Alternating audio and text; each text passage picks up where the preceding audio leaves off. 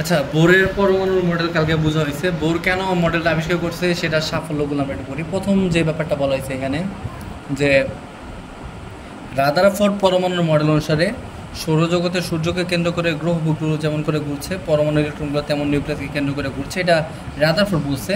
কিন্তু এখানে ইলেকট্রনের শক্তি স্তরে আকার সম্পর্কে যেটা বলা হয় নাই রাদারফোর্ডের মডেলে, কিন্তু বোরের পারমাণবিক মডেলের মধ্যে সেটার আকার বৃত্তাকার এটা বলা হয়েছে।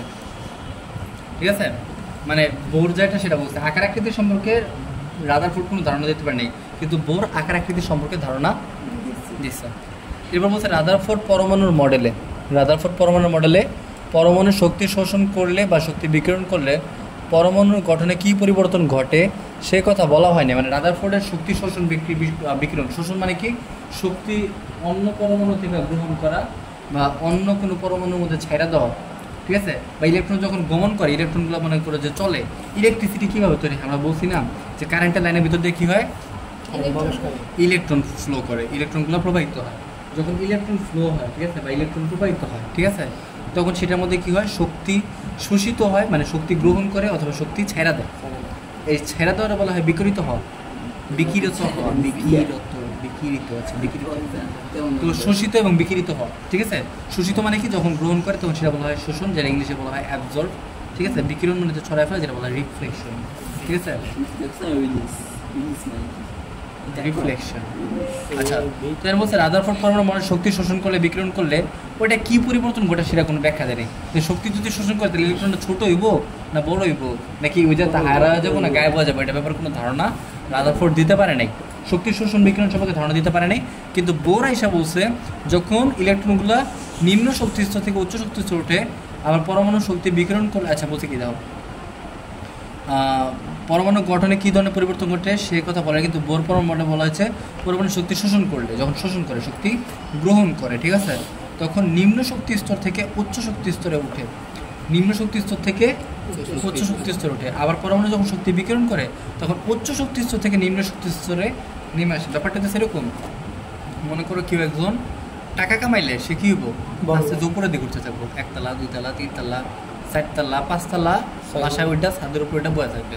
ঠিক আছে, পাঁচতলা ছাদের উপর এটা বসে থাকবে টাকা কামাবে। ঠিক আছে, আবার যখন তার মধ্যে থেকে টাকা এটা কী হবো, তার মধ্যে যদি কেউ আরও টাকা দেয় তাহলে সে কী করবে, শোষণ করলে যে টাকা সে শোষিত করে নেয়, মানে টাকাটা শোষিত করে নেয়, মানে শোষিত মানে কি গ্রহণ করা, যদি গ্রহণ করে তাহলে সে আরও একতলা তুলতে পারবে।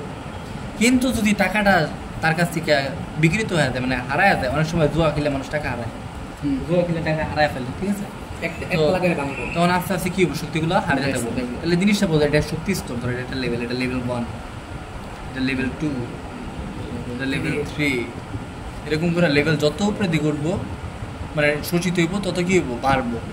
এটা কী হইব, নিচের থেকে উপরে দিকে উঠবো, মানে নিম্ন শক্তি থেকে উচ্চ শক্তি স্তরে গমন করবো।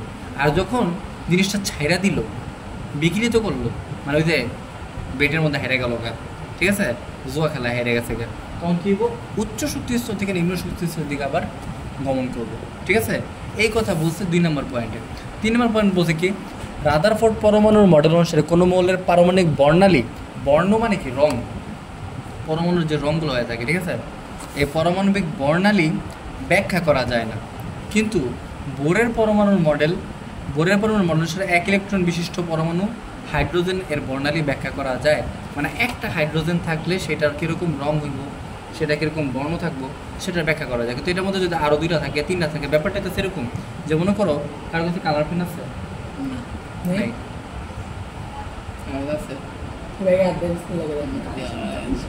আচ্ছা ধরো মনে করো একটা কাল দাগ দিলাম এরকম হালকা করে, সেটার মধ্যে আরেকটা দাগ দিলাম, সেটার মধ্যে আরেকটা দাগ দিলাম, সেটার মধ্যে আরেকটা দাগ দিলাম, এই যে যত দাগ দিব জিনিসটা কী হবো, বাড়বো, গাঢ় হইব। প্রথমে ছিল হালকা, পরে 2টা দাগ, পরে ধরো 3টা দাগ, পরে ধরো 4টা দাগ, পরে ধরো 5টা দাগ, যত আমরা দাগ বাড়াবো তত জিনিসটা কী হবো, গাঢ় হইব, তাই না?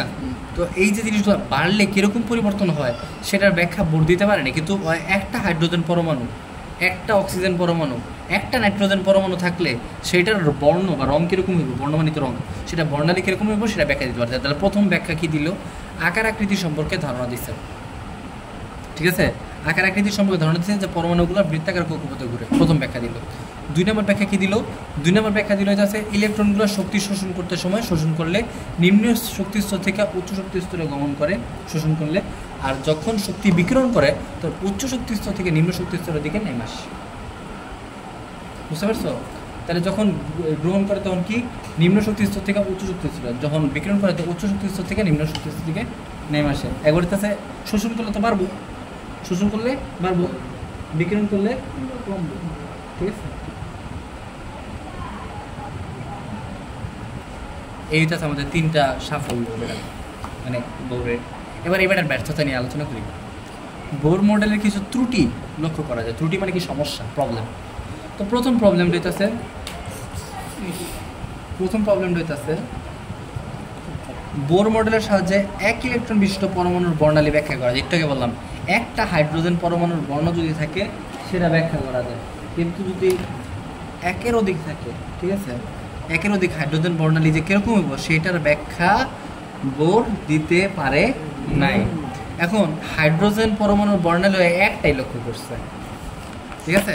এখন বললো কি বোরের পারমাণবিক মডেল অনুসারে এক শক্তি স্তরে ইলেকট্রন অন্য শক্তি স্তরে গমন করলে পারমাণবিক বর্ণালীতে একটি মাত্র রেখা পাওয়ার কথা। যেহেতু হাইড্রোজেনের কালার ধরো বেগুনি, তো যেহেতু এটা যদি এক শক্তি স্তর থেকে মনে করো 1 নম্বর শক্তি স্তর থেকে 2 নম্বর শক্তি স্তরে গমন করতেই পারে, ঠিক আছে। শক্তিগুলো যেহেতু ট্রান্সফার হয় এক শক্তি স্তর থেকে আরেক শক্তি স্তরে যখন গমন করলো তখন এইখানে শুধুমাত্র বেগুনি রঙ দেখতে পাওয়ার কথা, কিন্তু সেই জিনিসটারে ইলেকট্রনিক শক্তিশালী মানে ইলেকট্রনিক অনুমুখী যন্ত্র দিয়ে পরীক্ষা করলে দেখা যায় সেখানে আসলে একটা রেখা না বা একটা রঙ না, সেখানে অনেকগুলো ক্ষুদ্র ক্ষুদ্র রঙ আছে, মানে একটা রঙের মধ্যে একাধিক বর্ণালী আছে, ঠিক আছে। কিন্তু এইটার ব্যাখ্যা বোর দিতে পারেনি। তাহলে বুঝছো কত সীমাবদ্ধতা। এক বেটা তো বর্ণালী আছে এটাই আবিষ্কার করতে পারেনি। বোর এসে বর্ণালী আবিষ্কার করলে দেখেন বর্ণ আছে, একটা সিঙ্গেল একটা বের করতে পারছে, একটা সিঙ্গেল একটা বের করতে পারছে, একাধিকটা বের করতে পারেনি। একাধিক কোনটা? যে যদি 2টা হাইড্রোজেন থাকে বা 3 হাইড্রোজেন থাকে সেটা কিরকম বর্ণালী হইব সেটা কোনো ব্যাখ্যা দিতে পারে নাই। এরপর অসীমাবদ্ধ কি বলে একটার জাতীয় ব্যাখ্যা দিচ্ছে, এটাও বল কি বল পাইছে, যাতে একটার মধ্যে আসলে একটা বর্ণ থাকে না, সেটা জুম করে দেখা গেছে যে সেটার মধ্যে জুম কে লেগে গেছে অনুবীক্ষণ মধ্যে জুম করে দেয়, ছোটো জিনিসটা বড় করে দেয়, ঠিক আছে। তো ওইভাবে দেখেছে একটা বর্ণের মধ্যে মানে একটা রঙ যেটা আছে সেটা আসলে একটা রঙ না, ওটা দেখা যাচ্ছে ওটার ভিতর আর অনেকগুলো রঙ আছে, ঠিক আছে। যেমনটা মনে করো আমাদের ক্যামেরার মধ্যেও দেখা যায়, ঠিক আছে। আমাদের ক্যামেরার মধ্যে এত জুম করা যায় না, যাই হোক অন্য কোনো দিন দেখাবো, ঠিক আছে। তো এইটা আছে আমাদের 2 নম্বর সীমাবদ্ধতা, যে একটা বর্ণ পাওয়ার কথা কিন্তু একটা রেখার মধ্যে অনেকগুলো বর্ণ পাওয়া যায়। প্রথম সীমাবদ্ধতা দ্বিতীয় সীমাবদ্ধতা একই ধরতে গেলে, একটা পরমাণুর বর্ণের ব্যাখ্যা দিচ্ছে একাধিক দেয় নাই, কিন্তু একটা জুম করে পাওয়া গেছে একটার মধ্যে একটা না একটার মধ্যে অনেকগুলো বর্ণ আছে সেটা ব্যাখ্যা দিতে পারে না। 3 নম্বর পয়েন্টে কি বলছে, বোরের পরমাণু মডেলের পরমাণুতে শুধু বৃত্তাকার কক্ষপথ থাকে, যে একটার পরে একটাই যেরকম কক্ষপথ থাকার কথা, কিন্তু দেখা গেছে যে পরমাণু আসলে বৃত্তাকার পথে শুধু করে না, এগুলোর মধ্যে উপবৃত্তাকার কক্ষপথ আছে, মানে বৃত্তের মধ্যে আবার বৃত্ত, এটা বলা উপবৃত্ত। যেমন গ্রহের মধ্যে গ্রহ, উপগ্রহ, যেমন আমাদের গ্রহ কোনটা? পৃথিবী। পৃথিবীর মধ্যে আরেকটা গ্রহ কেন্দ্র করে করতে আসছে, সেটা কী হয়ে গেল? উপগ্রহ হয়ে গেল। যেমন আমরা হচ্ছে কি সূর্যের একটা গ্রহ, তাই এটা হচ্ছে বৃত্তাকার পথ, কিন্তু বৃত্তের মধ্যে যখন আরেকটা বৃত্ত হইলো তখন সেটা কী হয়ে গেল? উপবৃত্তাকার পথ। তাহলে চন্দ্র কী পথে ঘুরে? উপবৃত্তাকার পথে ঘুরে। আমরা কোন পথে ঘুরি? আমরা বৃত্তাকার পথে ঘুরি। বুঝতে পারছো? বুঝছো ব্যাপারটা? তাহলে উপবৃত্তাকার ব্যাপারটা বুঝতে পারছো? তাহলে প্রথম পয়েন্ট কি, একটা পরমাণুর বর্ণালী ব্যাখ্যা করতে পারছে, একাধিক পরমাণু বর্ণালী ব্যাখ্যা করতে পারে নাই। একটা বর্ণালী ব্যাখ্যা করতে পারছে কিন্তু সেটা ইলেকট্রনিক মাইক্রোস্কোপ যে দেখা গেছে তার একাধিক বর্ণালী পাওয়া যায়, সেটা ব্যাখ্যা দিতে পারে নাই। 3 নম্বর পয়েন্টে কি বললো, যে এটা বৃত্তাকার পথে ঘুরে, কিন্তু পরমাণু পরীক্ষা করে পরবর্তী পাওয়া গেছে যে শুধু বৃত্তাকার না, পরমাণুগুলো ইলেকট্রনগুলো উপবৃত্তাকার পথেও ঘুরে। এই হচ্ছে আমাদের সাফল্য এবং সীমাবদ্ধতা। সাফল্যের মধ্যে কী সাফল্য পাইলো? প্রথম সাফল্য পাইলো আকার আকৃতির ব্যাখ্যা দিতে পারছে যেগুলো বৃত্তাকার, প্রথম সাফল্য যদিও ভুল বলছে। 2 নম্বর সাফল্য কী পেলো, যে ইলেকট্রনগুলো যখন একটা থেকে আরেকটা শক্তি স্তরে যায় তখন কি করে, শক্তি যখন শোষিত হয় এবং শক্তি বিকৃত হয়, যখন শক্তি শোষিত হয় তখন নিম্ন শক্তি স্তর থেকে উচ্চ শক্তি স্তরে যায়, শক্তি স্তর বাড়ে, কমে ছোটো থেকে বড় হয়। যখন শক্তি বিকৃত করে তখন উপরের মানে উচ্চ শক্তি স্তর থেকে নিম্ন শক্তি স্তর দিকে গমন করে। এগুলো কী বলতে চাচ্ছি? শক্তি স্তর, শক্তি স্তর, শক্তি স্তর, শক্তি স্তর, শক্তি স্তর। যখন শোষণ করে তখন নিম্ন থেকে উচ্চর দিকে গমন করে, যখন শক্তি বিকিরণ করে তখন উচ্চ শক্তি স্তর থেকে নিম্ন শক্তি স্তর দিকে নেমে আসে। লাস্ট পয়েন্ট কী বলছে, একটা একাধিক বর্ণালী ব্যাখ্যা না দিতে পারলো, একটা হাইড্রোজেন পরমাণু বর্ণালী ব্যাখ্যা দিতে পারছে। তাহলে আমাদের কাজ শেষ। এবার ইলেকট্রন বিন্যাসটা আমরা আবার আলোচনা করবো, যেহেতু এই চ্যাপ্টারে ইলেকট্রন বিন্যাস আছে, ঠিক আছে। তো এখানে অনেকেই ইলেকট্রন বিন্যাস পারো না, তো যারা পারো তারা পারো, যারা পারো তারা একটু ভিডিওটা পজ করি, আমার থাপ্পড় মারা লাগবে।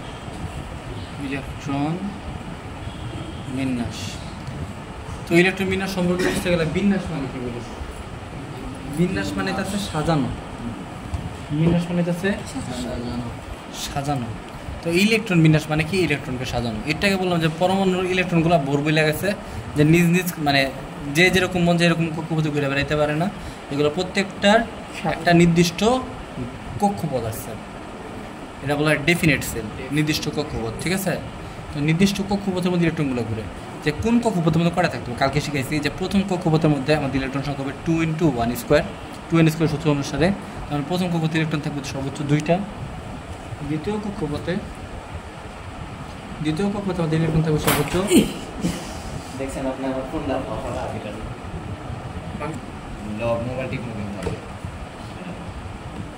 তো এই ইলেকট্রন বিন্যাস করতে গেলে আমাদের প্রথম কক্ষপথে সর্বোচ্চ ধরবে কয়টা?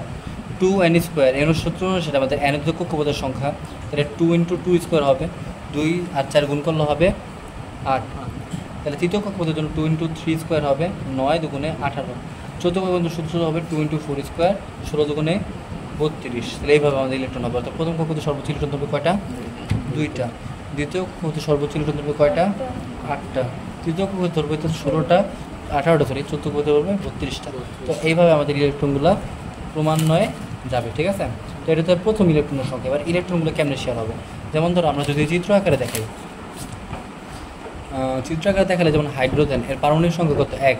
কোনো মূল্যে পারমাণবিক সংখ্যার ইলেকট্রন সংখ্যা সমান, কোনো মূল্যে পারমাণবিক সংখ্যার ইলেকট্রন সংখ্যা সমান। তো সেক্ষেত্রে হাইড্রোজেনের পারমাণবিক সংখ্যা 1, তার মানে ইলেকট্রন হচ্ছে কয়টা? 1টা। তো ইলেকট্রন বিন্যাস যদি আমরা করতে যাই, চিত্র দেখছিলাম যে এটা প্রথম কক্ষপথ। প্রথম কক্ষপথ অনুসারে আমাদের ইলেকট্রন থাকার কথা কয়টা? 1টাই থাকবে। ঠিক আছে? তাহলে প্রথম কক্ষপথে ইলেকট্রন থাকবে কয়টা? 1টা। এরপর মনে করা হিলিয়ামের পারমাণবিক সংখ্যা কত? 2। তাহলে এখানে ইলেকট্রন থাকবে কয়টা? 2টা। 1টা 2টা। তারপর লিথিয়াম পারমাণবিক সংখ্যা 3। তাহলে প্রথম কক্ষপথে কয়টা থাকবে? 2টা। এবং দ্বিতীয় কক্ষপথে যাওয়া হবে আরেকটা। কেন? কারণ আমাদের প্রথম কক্ষপথে সর্বোচ্চ ধরাইতে 2টা, তাহলে 2টা বেশি হওয়ার কথাও না। তাহলে 3 নাম্বারটা কী হবে? 3 নাম্বারটা পরবর্তী কক্ষপথে চলে যাবে। ঠিক আছে? এরকম বেরিলিয়ামের 4টা, তাহলে কী হবে? প্রথম কক্ষপথে 2টা, দ্বিতীয় কক্ষপথে 1 2। কারণ দ্বিতীয় কক্ষপথে সর্বোচ্চ 8টা ধরে, তাহলে আমাদের মাত্র 2টা, আরও 6টা আমরা ধরাইতে পারবো। ঠিক আছে? তো এইভাবে আমাদের ইলেকট্রন বিন্যাসগুলো চিত্রাকারে করতে হয়। ঠিক আছে? এবার আসলে আছে আমাদের মেইন যে ইলেকট্রন বিন্যাস, সেটা আমরা কেমনে করবো? সেটার জন্য আমাদের সূত্রই তো আছে SP তো আমি এটার শর্টকাটটা বলি। শর্টকাট হচ্ছে সেরকম যে তুমি S এর 2বার লিখবা SS, তারপরে নিচের থেকে P সহ S এর 2বার লিখবা, তাহলে এখানে হবে PS PS, তারপরে D সহ PS এর 2বার, তাহলে DPS DPS, তারপর F সহ DPS 2বার F DPS F DPS। S এর মান কত শুরু হয় পর্যায়ে? এইবার সেটা পর্যায় সংখ্যা 1 থেকে। P এর পর্যায়ে শুরু হয় 2 থেকে, D এর পর্যায়ে শুরু হয় 3 থেকে, F এর পর্যায়ে শুরু হয় 4 থেকে। অর্থাৎ S এর জন্য পর্যায় হইতেছে 1, P এর জন্য পর্যায় হইতেছে 2, D এর জন্য পর্যায় হইতেছে 3, F এর জন্য পর্যায় হইতেছে 4। ঠিক আছে? এইভাবে যাবে। বুঝছো? তাহলে এবার আমরা এই যে শুরু করি। S এর পর্যায়ে 1 থেকে 1 2 3 4 5 6 7 8। এবার P এর পর্যায়ে শুরু করতে থেকে 2 থেকে, তাহলে 2 থেকে শুরু করি 2 3 4 5 6 7। এবার D এর পর্যায়ে শুরু করতে থেকে 3 থেকে, এই যে 3 থেকে 3 4 5 6।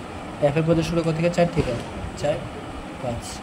এবার পাওয়ার মানে হচ্ছে অরবিটাল, শক্তি স্তর। ঠিক আছে? বা উপশক্তি স্তর বলা হয়। এটা অরবিটাল হইতেছে 2, একটা অরবিট আর একটা অরবিটাল। কক্ষপথে বলা হয় এই যে S হইতেছে অরবিট আর 2 হইতেছে অরবিটাল। ঠিক আছে? P এর মানে হইতেছে 6, D এর মানে হইতেছে 10, F এর মানে হইতেছে 14। তাহলে সিরিয়ালে দিই। S এর উপরে 2 দিয়ে দাও, প্রত্যেকটা S এর উপরে 2 দিবা।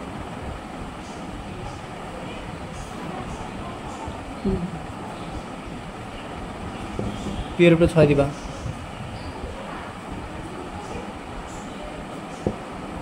D এর উপরে 10 দিবা, এর উপরে 14 দিবা।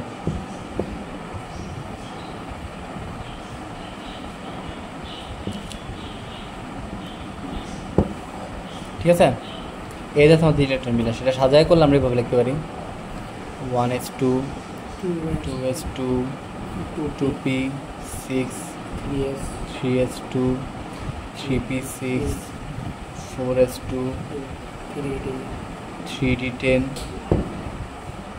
4p6 5s2 4d10 5p6 6s2 4f14 5d10 6p6 7s2 5f14 6d10 7p6 8s2। তো এভাবে আমাদের ইলেকট্রন বিন্যাস পুরোটা করা যায়। আমরা সিরিয়ালি বা যদি মৌলগুলোর ইলেকট্রন বিন্যাসগুলো করি তাহলে আমাদের আসে হাইড্রোজেন। হাইড্রোজেনের পরমাণু সংখ্যা 1, তাহলে আমাদের প্রথমে যেটা আছে সিরিয়ালে যে 1s2, ঠিক আছে। এই 1s2 এর কয়টা ইলেকট্রন আছে, উপরেটা হচ্ছে ইলেকট্রন সংখ্যা দরকার। তো আমাদের এখানে একটা পরমাণু আছে প্রোটন সংখ্যা, তাহলে আমাদের একটা ইলেকট্রন বানাইতে হবে। তাহলে আমরা কী বানাবো, এটা 1s1।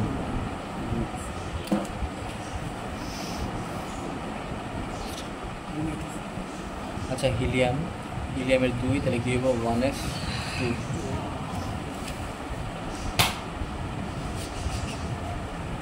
লিথিয়ামের 3, লিথিয়ামের 3 হলে কত হবে, কত 1s2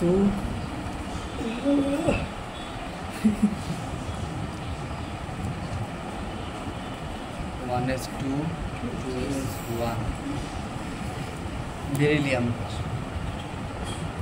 1s2 2s2, ঠিক আছে। এরপরে আসতেছে বোরন, ঠিক আছে। হয়তো বুঝাই না, ওরা আওয়াজ দরকার কি।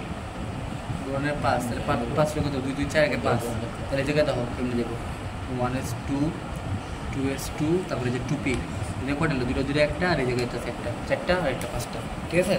তো এরকম যদি আমরা কার্বনের 6 মিলাই তাহলে কী হবো, প্রথমটায় 2টা, তারপরেরটায় 2টা, তারপরেরটাও 2টা, তারপরটা কী হবো, এখানে শুধু পি এর মান হইব 3, পরেরটা কী হবো পি এর মান হইব 4, পরেরটা কী হইব পি এর মান হইব 5, পরেরটা কী হইব পি এর মান হইব 6।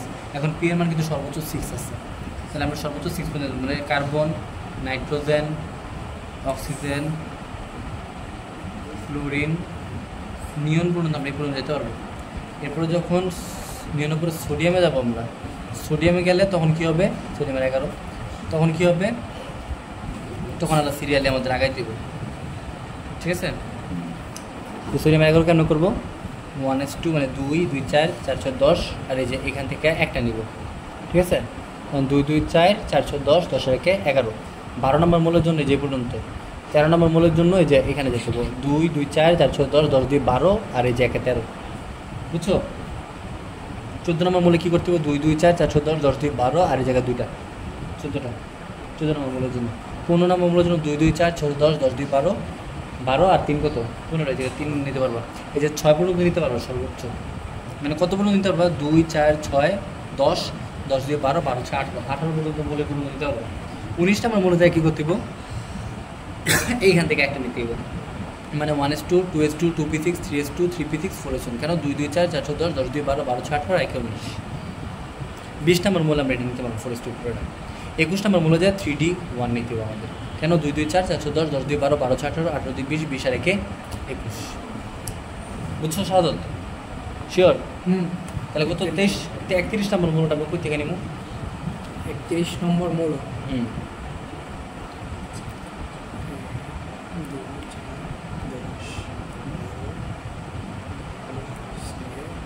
18 20 10 30 30, এখান থেকে কটাই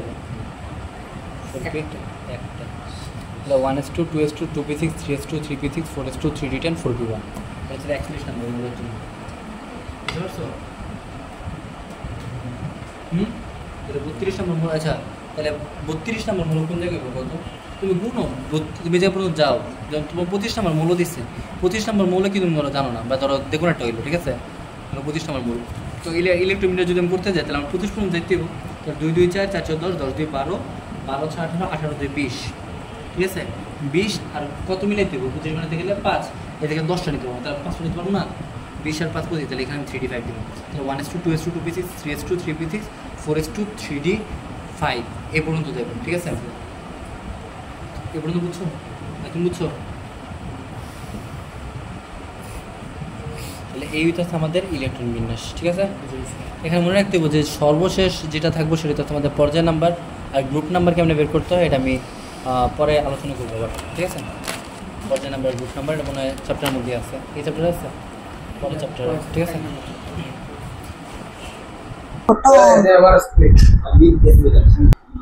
শক্তির মাত্রা